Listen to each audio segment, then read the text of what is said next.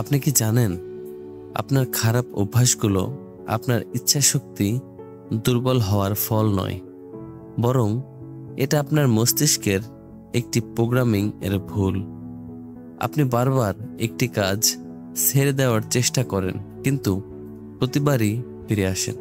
কেন জানেন? আজ আমরা সেই প্রোগ্রামিংকে রিবুট করার এমন 3টি বৈজ্ঞানিক কৌশল ব্যাখ্যা করব বা শিখব, যা আপনার সব খারাপ অভ্যাসকে চিরতরে পরাজিত করবে। আপনার জীবন বদলে দেওয়ার এই লড়াইয়ে আজই শেষ দিন। খারাপ অভ্যাসগুলো হলো অদৃশ্য শিকলের মতো। আমরা হয়তো অনুভব করি না, কিন্তু এগুলো আমাদের স্বাধীনতা কেড়ে নেয়, আমাদের আসল সম্ভাবনায় পৌঁছাতে বাধা দেয়। এই অভ্যাসগুলো তৈরি হয়েছে একটি সাধারণ চক্রের মাধ্যমে: সংকেত, রুটিন এবং পুরস্কার। এই চক্র ভাঙতে পারলেই আপনি বিজয়ী। নাম্বার 1, আপনার সংকেত পরিবর্তন করুন।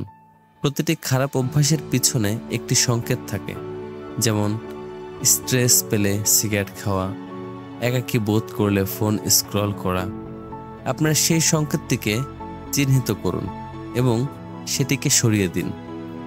যদি আপনার বিছানায় শুয়ে ফোন ব্যবহার করেন, তবে ফোনকে শোবার ঘর থেকে সরিয়ে দিন। সংকেত না থাকলে অভ্যাস শুরু হবে না। নাম্বার 2, রুটিন ভাঙুন। প্রতিস্থাপন হলো আসল অস্ত্র। আপনি সরাসরি অভ্যাসটি ত্যাগ করতে পারবেন না। আপনাকে খারাপ রুটিনের জায়গায় একটা নতুন ভালো রুটিন প্রতিস্থাপন করতে হবে। যেমন সিগারেট খাওয়ার ইচ্ছাশক্তি আসলে আমাদের মুখের ব্যস্ততার চাহিদা। আপনি সিগারেটের বদলে সুগার ফ্রি চুইংগাম বা এক গ্লাস জল পান করুন।